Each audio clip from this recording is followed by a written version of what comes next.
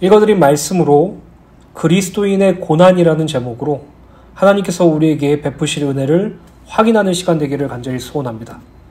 우리는 지난주에 세상이 성도를 미워한다라는 주제로 하나님의 말씀을 나누었죠. 세상이 성도를 미워하는 이유는 성도가 세상에 속하지 않았기 때문이라고 말씀드렸어요. 성도가 세상에 속하지 않았다는 것은 예수께서 세상에 있던 우리들을 택하셨다라는 의미를 가지고 있죠. 즉 성도는 이 세상에 속하여 세상의 사랑을 받는 존재가 아니라 예수 그리스도께서 세상에서 성도를 택하심으로 그 세상에서 우리를 뽑아내셨기 때문에 세상은 성도를 미워한다고 말씀드렸어요. 예수 그리스도께서 택함 받은 성도는 세상의 불의함과 죄와 악에 동조할 수 없는 존재가 되었고, 그로 인하여 세상이 성도를 미워하는 것이 당연하죠. 따라서 성도는 세상이 자신을 미워하는 것을 당연한 일로 받아들여야 하며, 성도는 세상과 절대로 공존할 수 없고 양립할 수 없다라는 사실을 분명히 기억하셔야 돼요. 예수께서 말씀하셨죠. 한 사람이 두 주인을 섬기지 못한다라고 말씀드렸어요. 그리스도와 벨리알이 하나가 될 수 없다고 말씀드렸고, 어둠과 빛이 하나가 될 수 없다고 말씀드렸어요. 결코 양립할 수 없는 신분과 그런 곳이라고 말씀드렸죠.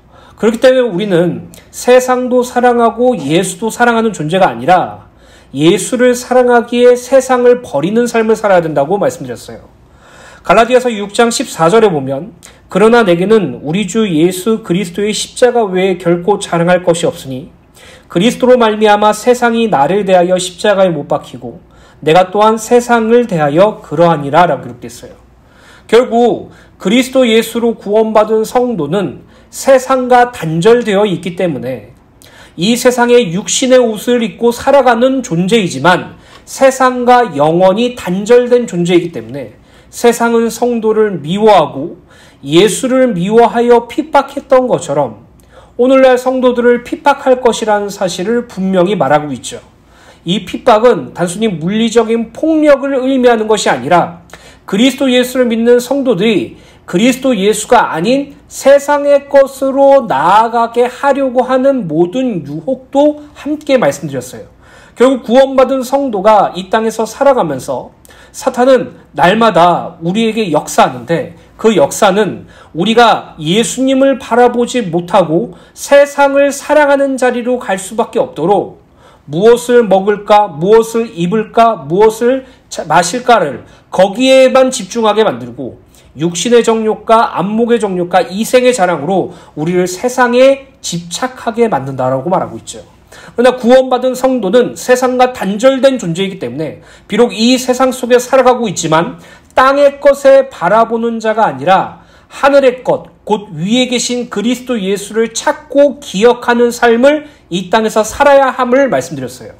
사랑하는 주은혜 교회 성도 여러분, 미움받는 세상 속에서 그리스도 예수 한 분만 바라보는 것, 그것이 우리가 이 땅에 살아가는 이유인 줄 믿으시길 간절히 소원합니다. 오늘부터 요한복음 16장의 말씀을 함께 나눌 것입니다. 요한복음 16장 말씀을 통하여서 우리가 고난과 핍박에 관련된 그런 은혜를 찾게 되기를 간절히 소원하며 무엇보다 성령 하나님의 은혜를 간절히 구하시며 그리스도께서 세상을 이기심으로 말미암아 우리가 평안을 누리게 되었다는 사실에 기뻐하는 은혜가 있게 되시길 간절히 소원합니다. 요한복음 16장 1절 말씀 제가 다시 한번 읽어드리도록 하겠습니다. 내가 이것을 너희에게 이름은 너희로 실족하지 않게 하려 함이라. 본문 말씀은 예수님의 예언적 말씀으로 제자들이 앞으로 예수의 이름 때문에 곧 예수 그리스도를 믿고 증거하는 것 때문에 핍박과 고난을 받을 것이라는 사실을 밝히고 있죠. 이는 우리가 앞서 살펴본 요한복음 15장 말씀과 연계되는 말씀이죠. 세상이 우리를 미워하고 그 미움으로 말미암아 우리를 핍박할 것이라는 사실은 예수께서 제자들에게 미리 예견해 놓으신 말씀이라고 드릴 수 있어요. 예수님의 이러한 예언대로 예수님의 승천 이후 제자들은 많은 핍박과 고난을 받았죠. 사도 요한을 제외한 나머지 사도들은 모두 순교를 당했고 초대교회 성도들은 핍박을 당하거나 죽임을 당하거나 감옥에 갇히기도 하였어요. 그러나 그들은 이러한 핍박을 당연한 것으로 여기고 핍박으로 인하여 결코 믿음을 버리지 않았죠. 그 이유는 무엇입니까? 본문 말씀대로 이미 예수께서 제자들을 향하여 너희는 세상에 미움을 받는 존재들이고 세상이 나를 미워했던 것처럼 너희도 미움을 받아 핍박과 고난을 줄 것이라고 말씀하셨고, 또 본문의 말씀을 통하여 예수께서 제자들이 핍박을 받을 것을 왜 미리 예언하셨는지에 대한 이유를 밝히고 있기 때문이에요. 그 이유는 바로 제자들이 예수의 이름 때문에 핍박과 고난을 받을 때 실족하지 않게 하기 위해서죠. 여기서 실족이라는 단어를 원어로 보면 죄에 빠지다, 배반하다, 저버리다라는 등의 의미를 지녀요. 이는 제자들과 오늘날의 성도들이 예수 그리스도의 이름 때문에 받게 될 핍박과 고난 속에서 하나님을 의지하는 정상적인 신앙이 아니라 그 어려움으로 실족하게 된다면, 그리고 그것으로 예수를 저버리고 배반하는 죄를 범하게 될 것을 경계하는 말씀이라는 것이에요. 실제로 제자들은 예수 그리스도의 증인으로 살아가면서 여러 가지 핍박과 고난을 당하였고, 이러한 핍박과 고난은 초대교회 성도들을 시작하여 오늘날의 성도들로 하여금 죄에 빠지게 하거나 변절로 이끌었죠. 따라서 모든 성도는 그리스도를 믿음으로 인하여 언제든지 핍박과 고난에 노출될 것이라는 사실과 그로 인하여 실족하게 될 위험성이 있음을 기억해야 함을 밝히고 있는 것이에요. 그래서 예수께서는 반복적으로 제자들에게 너희들에게 세상에서 미움을 받기 때문에 핍박과 고난을 받을 것이라고 말씀하시면서 더욱 중요한 것은 너희들이 경험하는 그 핍박과 고난은 내가 구원을 이루기 위하여 참여한 핍박과 고난과 동일하기 때문에 너희들은 그것을 나의 오래 참음을 기억하며 기쁨으로 하나님을 의지하고 그 고난을 참고 이겨내라라고 말씀하셨어요. 결국 구원받은 성도들에게 오는 고난은 그리스도의 고난에 참여하는 것이라는 사실을 우리는 알 수 있죠. 그리고 무엇보다도 우리는 하나님께서 우리에게 주신 언약이 무엇인지 확실하기 때문에 우리는 핍박과 고난 속에서 실족을 경계하나 그 실족함을 스스로의 힘으로 결단하여 그것을 어그러지지 않게 하는 것이 아니라 우리의 뼈를 굳게 하시고 우리를 튼튼하게 세워주시며 우리의 믿음과 신앙을 지키시는 하나님을 더욱더 의지할 수 있다고 말씀드렸죠. 이사야서 58장 11절에 보시면 여호와가 너를 항상 인도하여 메마른 곳에서도 내 영혼을 만족하게 하며 내 뼈를 견고하게 하리니 너는 물된 동산 같겠고 물이 끊어지지 아니하는 샘 같을 것이라 라고 말씀드렸어요. 이 메마른 광야 같은 생활 속에서 예수를 믿는 것 때문에 오는 핍박과 고난 속에서 여호와 하나님께서 항상 우리의 영혼을 만족하게 하실 것이라는 그 언약, 또 우리가 핍박과 고난에 실족하여 죄에 걸려 넘어져서 예수님을 변절하지 않도록 당신의 열심으로 우리를 굳게 붙잡으실 것이라는, 우리의 뼈를 견고하시게 하실 것이라는 하나님의 언약을 굳게 붙잡고 이 땅에서 핍박과 고난을 준비하라라고 하신 말씀이에요. 우리 자녀들이 제일 무서워하는 것 중에 하나가 주사를 맞는 것이에요. 그래서 우리들은 미리 병원 앞에서 주사를 맞을 거야 라고 말하기가 싫어서 미리 예비하고 준비하라고 병원 가는 그날 아침에 오늘은 너희들이 병원을 갈 것이고 주사를 맞을 것이야 라고 말을 했어요. 근데 우리 아이들은 그 주사를 맞을 것이라는 그 말 한마디에 계속해서 지속적으로 스트레스를 받는 것이에요.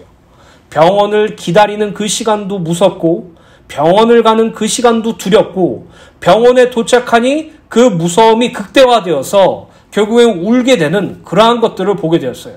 그래서 우리 아이들과 서로 합의했어요. 너희들이 만약에 주사를 맞게 될 상황이 생기면 병원에 도착해서 말해주겠다고요. 제가 이 말씀을 드리는 이유는 우리가 받는 고난을 마치 어린아이가 주사를 맞는 그 공포심처럼 여기기 때문이에요.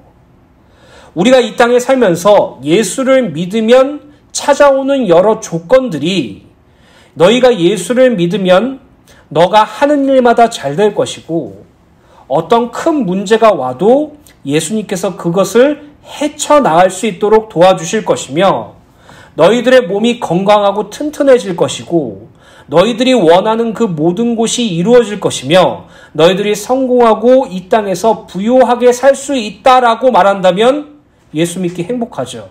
예수 믿을 이유가 생기는 것이에요.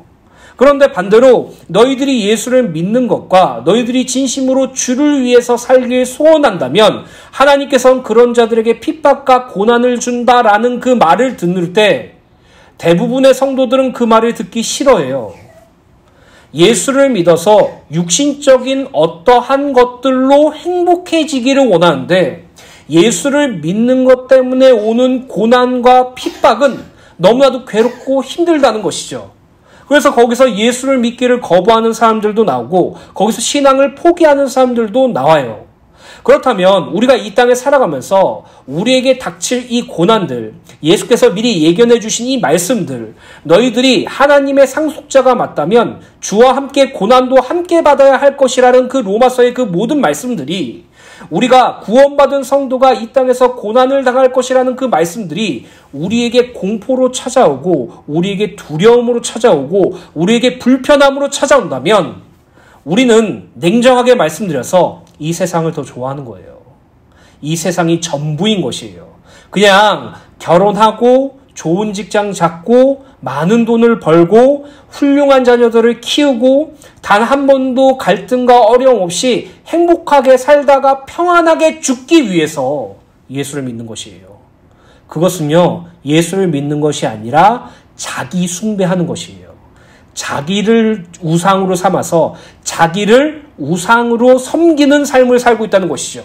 그래서 오늘날의 많은 성도들이 고난이 찾아오는 것을 이해하지 못하고 예수를 믿는 것 때문에 오는 핍박과 조롱을 견디기 힘들어하죠. 그러나 성경은 분명히 말하고 있어요. 너희들이 이 땅에서 예수를 믿는 것 때문에 그리고 예수를 증거하는 것 때문에 여러 핍박과 고난이 찾아올 것이다. 그러나 너희들이 받는 핍박과 고난은 그리스도 예수께서 당신의 구원을 이루시기 위하여 십자가의 고난을 참으신 것처럼 너희들도 역시 핍박과 고난 속에서 그 그리스도의 고난을 동참하는 것이다. 그리고 그 고난과 핍박 속에서 너희들은 단 하나의 신앙에 집중할 수 있게 되는데 그 신앙의 집중이란 무엇이냐? 하나님만 바라보는 것이다.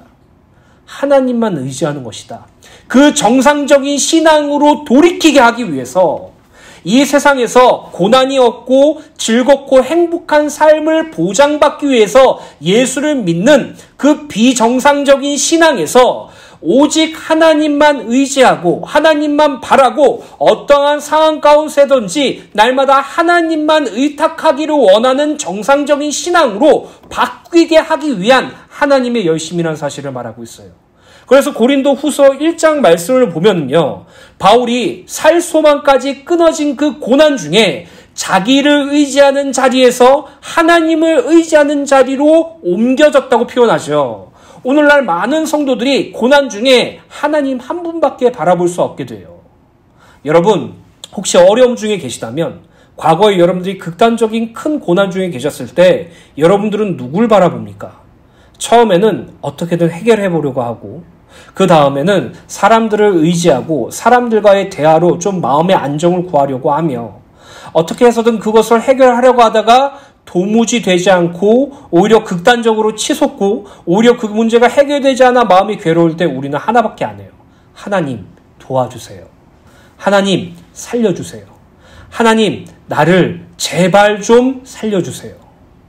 하나님만 의지할 수밖에 없는 존재가 진정한 신앙인이라는 것이에요. 이 땅에서 이 정도는 내가 해결할 수 있어, 이 정도는 내가 할 수 있어라는 자기를 의지하는 신앙이 아니라 작은 것부터 큰 것까지, 쉬운 것부터 어려운 것까지 날마다 하나님만 의지하고 그것을 하나님께 의탁하며 기도할 수밖에 없는 존재로 내 힘과 내 노력으로 이 땅에서 나를 행복하게 살려고 하는 신앙이 아니라 내가 이 땅에 살아가면서 하나님의 목적과 소원을 내 마음에 품고 어떠한 환경이든 상황이든 상관없이 주 예수 그리스도만 내 몸에서 존귀하게 되길 소원하는 자들에게 하나님께서 주시는 복이에요. 그래서 선이라고 말할 수 있는 것이에요. 만약 내가 그냥 단순하게 잘 먹고 잘 살고 행복하고 싶어서 예수를 믿는 것이라면 여러분들은 예수를 믿을 이유를 찾지 못한 것이에요. 예수를 위하여 살길 소원하는 자들에게, 예수 그리스도의 복음을 증거하길 소원하는 자들에게 하나님은 핍박과 고난을 허락하시고 그 안에서 더욱더 예수를 믿게 하시고 더욱더 하나님을 의지하게 하셔서 이 땅에서 세상을 사랑하고 세상을 향해 달려가는 존재가 아니라 자기를 부인하고 자기 십자가를 지고 예수께서 걸어가신 좁은 길을 오직 하나님께만 의지하면서 걸어가도록 우리를 이끌어 가시는 것이에요. 그래서 이 땅의 삶이 나의 전부가 아니라 하나님 나라의 삶을 소망하게 만드시는 것이죠. 그렇기 때문에 오늘 이 시간 저와 여러분들이 이 땅에 생활하면서 핍박과 고난을 경험할 때 기도하세요. 하나님께 날마다 기도하세요. 하나님께 부르짖으세요. 하나님께 질문하세요. 하나님께서 나에게 이 일을 허락하신 그 이유와 하나님께서 이 일을 통해서 나에게 어떠한 것을 보여주실지 정말 간절하게 부르짖고 기도하세요.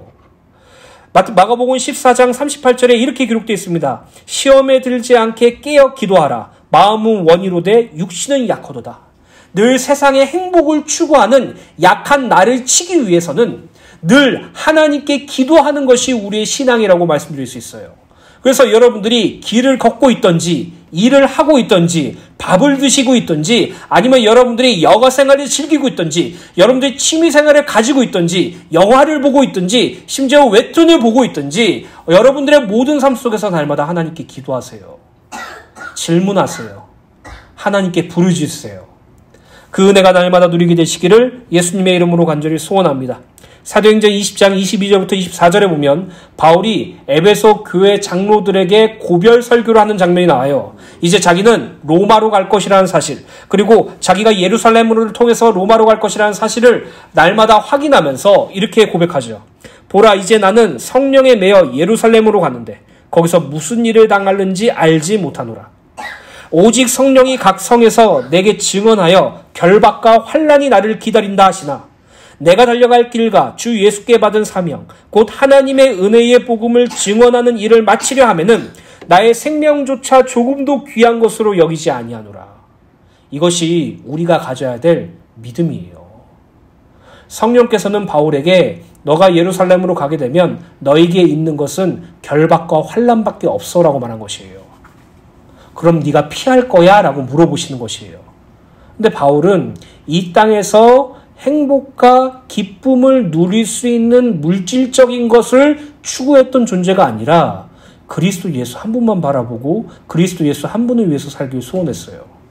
그래서 자신의 삶을 그리고 예수께서 나에게 주신 그 사명을 하나님의 은혜의 복음을 증거하는 일을 마치려 하면은 나의 이 육신 껍데기의 생명조차도 귀하지 않다고 말하고 있어요. 이것이 하나님께서 우리에게 고난과 핍박을 주시는 이유예요. 그 자리까지 달려갈 수 있도록. 세상을 향해서 나의 기쁨을 위해서 물질의 행복을 추구하는 자리에서 그리스도 예수를 향해서 달려가고 그분의 복음을 위하여 살 수밖에 없는 자리로 이끌 수 있도록 하나님께서는 결박과 환난과 핍박을 통해서 우리를 연단하세요. 사랑하는 주은혜 교회 성도 여러분, 한 가지 질문을 스스로 해보세요. 여러분들은 진정으로 주를 위하여 살길 소원하십니까? 여러분들은 진정으로 하나님을 위하여 살길 소원하십니까? 여러분들은 이 땅에서 정말로 하나님의 영광을 돌리는 삶을 살길 소원하십니까? 그렇다면 핍박과 환난과 고난 속에서 오직 주 하나님만 의지하시고 그리스도 예수의 복음을 증거하고 그리스도 예수의 복음으로 살기를 소원하기를 예수님의 이름으로 간절히 축원합니다. 계속해서 요한복음 16장 2절부터 3절입니다. 사람들이 너희를 출교할 뿐만 아니라 때가 이르면 물은 너희를 죽이는 자가 생각하기를 이것이 하나님을 섬기는 일이라 하리라. 그들이 이런 일을 할 것은 아버지와 나를 알지 못함이라. 2절을 보면 예수께서는 제자들이 앞으로 어떤 핍박과 고난을 받을 것인지에 대하여 말씀하고 계시죠. 예수께서 승천하신 후 제자들과 초대교회 성도들은 예수 그리스도를 믿는 것 때문에 유대 사이에서 출교를 당하거나 심지어는 죽임을 당할 것이라고 말씀하고 계세요. 여기서 출교를 원어로 보면 회중에서 추방된 또는 회당에서 쫓겨난 또는 저주 아래 노인이라는 의미를 지녀요. 이 출교라는 단어에는 두 가지 의미를 가지고 있는데 첫 번째로 회당에서 쫓겨난다는 것이고요. 두 번째로 유대 사이에서 추방된다는 것을 가리켜요. 그리고 이 회당에서 쫓겨나는 것과 유대 사이에서 추방되는 것은 모두 같은 뜻을 가져요. 여기서 회당에서 쫓겨난다는 것은 회당에서 제외되어서 출입하지 못한다라는 의미입니다. 회당이란 유대인들이 예배의식이나 각종 집회와 교육훈련 장소로 사용된 곳이죠. 과거 바빌론 포로 시대 때 솔로몬의 성전은 파괴되었고 또 노예 생활로 인하여 예루살렘으로 갈 수 없었기에 그들은 바빌론에서 회당을 세워서 거기서 성전의 일부 기능을 겸하고 교육훈련 및 기도의 장소로 사용되었어요. 이를 기점으로 유대의 공동체가 있는 곳은 거기가 어디든 그 장소에 반드시 회당을 세웠으며 유대교는 회당을 중심으로 존속해왔다고 말할 수 있죠. 유대인들은 회당을 하나님의 집으로 여겼고 그들의 생활에서 특별한 의미를 지니고 있었어요. 심지어 그 당시 어느 랍비들은 회당에서 드리지 않는 기도는 효과가 없다는 말도 안 되는 관념도 가지고 있었어요.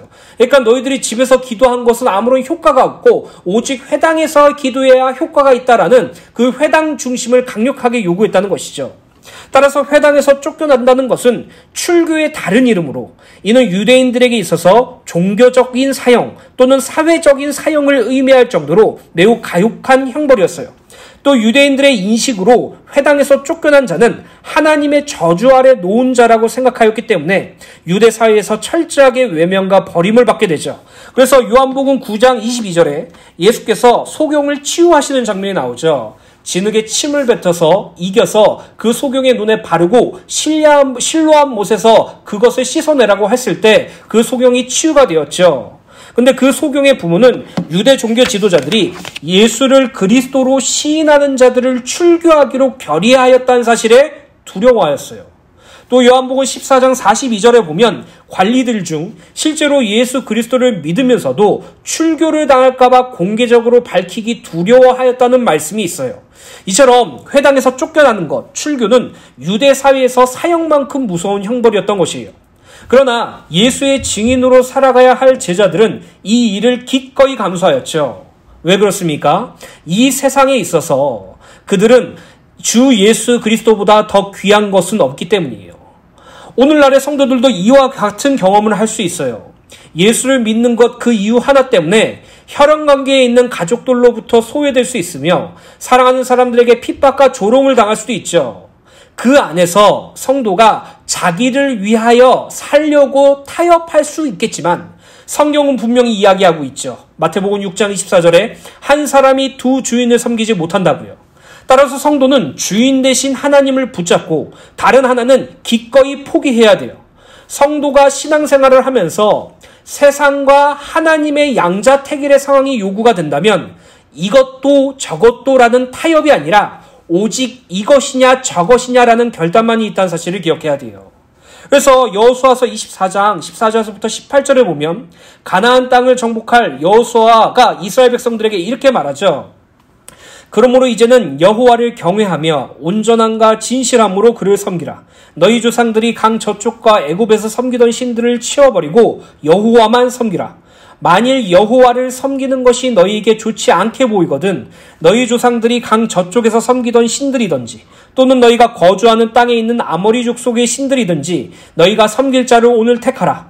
오직 나와 내 집은 여호와를 섬기겠노라 하니 백성이 대답하여 이르되 우리가 결단코 여호와를 버리고 다른 신을 섬기기를 하지 아니하오리니 이는 우리 하나님 여호와께서 친히 우리와 우리 조상들을 인도하여 애굽 땅 종되었던 집에서 올라오게 하시고 우리 목전에서 그 큰 이적들을 행하시고 우리가 행한 모든 길과 우리가 지나온 모든 백성들 중에서 우리를 보호하셨음이며 여호와께서 또 모든 백성들과 이 땅에 거주하던 아모리 족속을 우리 앞에서 쫓아내셨습니다. 그러므로 우리도 여호와를 섬기리니 그는 우리 하나님 심이라 하니라.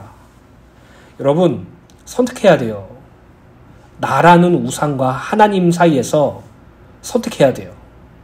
우리는요 우리 자신을 위하여 사는 그 삶을 너무나도 당연하고 너무나도 당연시 여기며 그것의 행복을 추구하며 삶을 살려고 해요. 나의 육신적인 행복을 위해서 하나님을 택하여 섬기는 사람들, 나의 세상적인 기쁨, 세상에서 잘 되는 것과 성공하는 것과 이 땅에서 남부럽지 않는 삶을 사는 것과 사람들에게 떵떵거리면서 살기를 원하는 것을 추구하기 위해서 예수를 선택한 것들, 그건요, 예수를 선택한 것이 아니에요. 자기를 선택한 것이에요. 한 사람이 두 주인을 절대로 섬길 수 없어요. 나도 세상도 하나님도 불가능해요. 오직 나냐 하나님이냐, 세상이냐 하나님이냐, 이 두 가지 중 하나만 선택이 가능해요. 그래서 날마다 주님께 기도하세요. 하나님, 그리스도 예수 외에 다른 모든 것을 배설물로 여길 수 있도록 도와주세요. 이 세상의 것과 나 자신이 철저하게 깨어져서 오직 하나님만 주인으로 섬길 수 있도록 나를 붙잡아 주시고 인도해 주세요. 그 기도를 하는 자들에게 하나님께서는 반드시 응답해 주실 것입니다. 오늘 저와 여러분들이 날마다 하나님 앞에서 신앙생활하는 은혜가 있게 되시길 간절히 소원합니다. 2절 하반절과 3절에 예수께서는 핍박자들에 대해서 말씀하고 있는데, 이 핍박자, 유대 종교 지도자들은 그들 스스로가 제자들과 초대교회 성도들을 출교하거나 죽이는 것이 하나님을 섬기는 일이라고 생각한다고 말씀하셨어요. 그 이유는 그들이 하나님과 예수 그리스도를 몰랐기 때문이라고 말씀하시죠. 그러니까 유대 종교 지도자들이 예수를 믿는 자들을 잡아다 감옥에 갇히고, 예수를 믿는 자들을 잡아다 죽이고, 예수를 믿는 자들에게 불이익을 주고 핍박을 주는 그 모든 활동들이 하나님의 일이라고 생각했다는 것이에요. 이 부분을 원어적 측면으로 받아보면 이 하나님의 일이라는 부분이 하나님의 예배라는 해석도 돼요. 결국 그들은 자신들이 예수 믿는 자들을 핍박하고 죽이고 출교하는 것이 하나님께 드려지는 예배라는 그릇된 신념을 가지고 있었다는 것이죠. 그들은 예수 그리스도를 믿는 자들을 출교하고 죽이는 것이 하나님을 섬기는 것이고 하나님께 예배를 드리는 일이라고 믿었을 정도로 영적 무지가 심각했던 것이에요. 과거 바울도 사울 시절 때 예수 그리스도에 대하여 무죄하였기 때문에 예수 믿는 자들을 핍박하고 죽이는 것이 하나님의 일이라고 생각하였어요. 그러나 예수께서 사울에게 찾아오셔서 당신을 계시해 주심으로 그는 구원받을 수 있었고, 바울은 과거를 회고하며 자신은 비방자요, 박해자요, 핍박자였다고 고백하죠. 이처럼 유대 종교 지도자들은 자신들이 성경에 대해 누구보다도 많이 안다고 자부하는 자들이지만 실제로 성경에 게시되어 있는 하나님의 뜻은 무엇인지도 몰랐고 사실은 하나님 뜻에도 관심도 없었죠. 그들은 하나님의 말씀을 자기들의 전통과 관습의 틀에 매여 지식적으로만 하나님을 알려고만 하였을 뿐 하나님과의 인격적인 교제를 통해 그분의 진정한 모습을 발견하려 하지 않았어요. 그래서 호세아서를 보면 이러한 자들을 향하여 하나님에 대한 지식을 버린 자들이라고 규정하였으며 그 결과는 멸망이라고 예언하였죠. 실제로 마태복음 12장 24절에 보면 예수님을 향하여 바리새인들이 이렇게 말해요. 바리새인들은 듣고 이르되 이가 귀신의 왕 바알세불을 힘입지 않고는 귀신을 쫓아내지 못하느니라 하거늘. 이 예수를 메시아로 보지 않고 귀신 들린 자, 바알세불 들린 자라고 말하고 있죠. 심지어 이들은 예수님이 당신의 말씀, 그 진리를 증거하셨음에도 불구하고 그 진리를 받아들이지 않고 진리를 거부했어요. 그들은 누구보다도 성경을 잘 알고 있다고 자부하고 그들은 누구보다도 하나님의 일을 온전히 섬기고 있다고 생각하지만 그들의 실상은 하나님을 배반하는 행위이고 그들의 실상은 그리스도 예수를 배격하는 행위였다는 사실을 몰랐다는 것이죠. 하나님이 누군지도 몰랐고 그리스도 예수가 누군지도 몰랐기 때문에. 그래서 여러분 신앙생활 하면서요, 성경을 근거로 한 확신이 아니라요, 여러분 자기 자신을 위해 안에서 생긴 그 확신이 되게 위험해요. 오히려 나는 예수를 똑바로 믿고 있어 라고 고백한 사람보다 내가 진짜 예수를 제대로 믿고 있는가 라고 고민하고 괴로워하는 사람들이 하나님이 기뻐하는 사람이라고 저는 말씀드릴 수 있어요. 자기의 세계관에 따라, 자기의 삶의 환경에 따라, 자기의 지식 수준에 따라서 자기만의 하나님, 자기만의 구원, 자기만의 선교, 자기만의 전도를 만들어서 거기에 맹목적으로 취해서 거기를 신념 삼아서 그 일을 하고 있는데 실상은 하나님의 뜻과 하나님이 누군지도 몰라. 예전에 그래서 제가 제일 싫었던 게 무엇인지 아십니까? 전도가 하나님보다 더 위에 있는 거예요. 이해를 못하겠더라고요. 구원보다 전도가 하나님 위에 있는 거예요. 오늘날 많은 성도들이 자기가 하는 행위, 자기가 살아온 어떤 규정과 그 규칙, 정립을 신앙에 연계하여서 거기를 준수하는 것에 취해서 그것이 자기가 온전히 하나님을 섬기는 것이라고 생각하는 사람들이 있어요. 근데요, 성경은 이렇게 말해요. 하나님의 뜻을 구하라. 하나님이 원하시는 것이 무엇인지 날마다 기도하라. 하나님께서 기뻐하시는 것이 무엇인지 날마다 찾으라. 주가 기쁘신 것이 무엇인지 날마다 시험하라. 주님이 원하시고 주님이 가고자 하는 것을 날마다 기도하고 질문하라. 성경은 그렇게 말했어요. 오늘 저와 여러분들이 여러분들의 신념과 믿음을 착각하지 말으셨으면 좋겠어요. 신념은요, 자기 자신에게 자신감을 만들고요. 믿음은요, 자기 자신에게 부족함을 깨닫고 하나님만 의지하게 만들어요. 이 차이가 우리가 어떠한 신앙에 있는지 확인할 수 있겠죠. 그렇다면 우리가 이 땅에 살아가면서 하나님을 몰랐던 존재였고 하나님의 아들 되신 그리스도 예수를 몰랐던 존재였잖아요. 우리는 하나님이 누군지도 몰랐고 하나님이 어떠한 분이신지 몰랐는데 지금은 하나님을 알죠. 지금은 예수를 알아요. 세상 사람들은 진리를 모르지만 우리는 진리를 알고 깨달아요. 세상 사람들은 진리를 값없이 가치 없게 여기지만 우리는 그 진리가 무엇보다도 중요하고 소중하다는 것을 알아요. 어떻게 해요? 우리가 조금 더 열심히 신앙생활해서 우리가 구원받을 만한 자격이 있어서 우리가 하나님을 알 만한 뛰어난 지식과 그런 지혜가 있어서 아니죠. 아까 바울 말씀드렸죠. 바울은요, 과거 사울 시절 때 예수 믿는 자를 핍박하고 죽이는 것이 하나님의 일이라고 생각했어요. 그 신념을 가지고 그 신념을 관철하여서 다메섹 도상으로 갔어요. 그런 그에게 예수님이 나타나셨어요. 그런 그에게 예수께서 자신이 그리스도라는 사실을 계시해 주셨어요. 오늘날 많은 성도들이 여기에 감격하셔야 돼요. 우리는 과거에 연약한 존재로서 하나님이 어떠한 분인지도 몰랐던 존재였어요. 우리는 과거에 하나님 앞에서 죄인된 존재였어요. 그러한 우리들에게 하나님께서 당신을 계시해 주셨어요. 고린도후서 4장 6절입니다. 어두운데 빛이 빛이라 말씀하신 그 하나님께서 예수 그리스도의 얼굴에 있는 하나님의 영광을 아는 빛을 우리 마음에 비추셨느니라. 하나님께서 우리를 택하시고 하나님께서 당신을 알 수 있는 빛을 우리 마음에 비추셔서 우리가 하나님을 알고 그리스도 예수를 알게 되었어요. 우리가 이 땅에서 온전히 주를 위하여 살 수 있게 되었다는 사실이죠. 이 사실에 기뻐하는 은혜가 있게 되시길 간절히 소원합니다.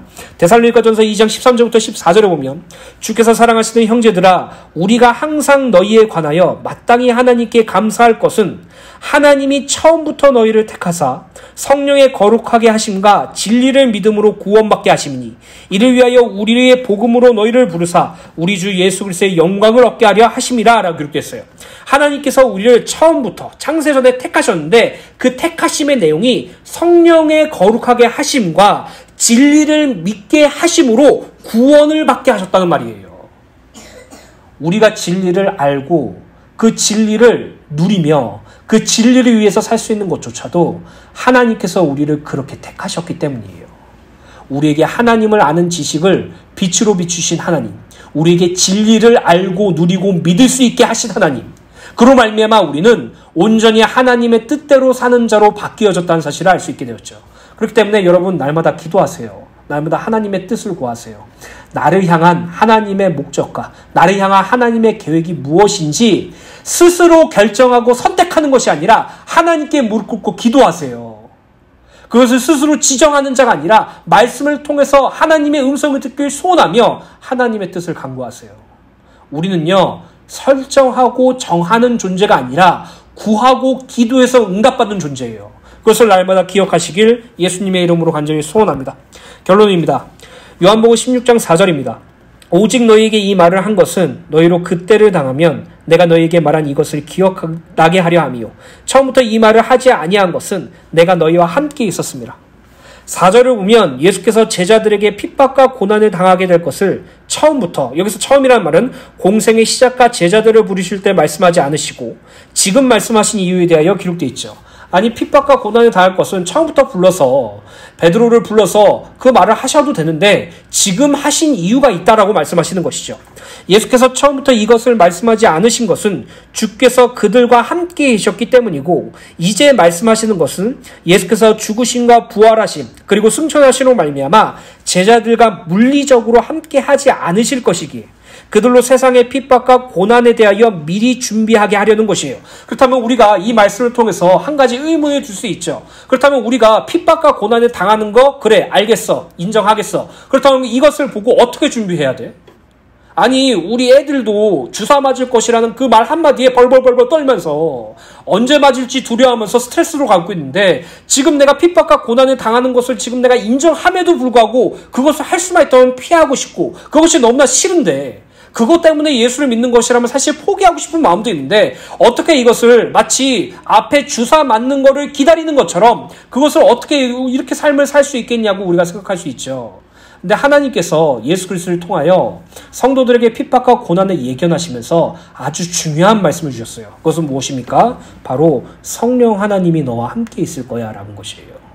결국 제자들이 핍박과 환난을 준비하는 방법이란 성령께서 그들과 함께 하셔서 그들 속에서 하나님의 뜻이 무엇인지 깨닫게 하시고 그들 속에서 그들을 위하여 탄식하며 기도하셔서 하나님의 뜻 가운데로 기도하시며 그들 속에 계셔서 그리스도 예수께서 하신 말씀들을 하나하나 기억하게 하시고 그들 속에 계셔서 생각하는 모든 것들을 기억나게 하실 것임을 인정하시기 때문에 너희들은 성령 하나님으로 예수를 믿는 것 때문에 오는 고난과 핍박을 준비해라 라고 말씀하신 것이에요.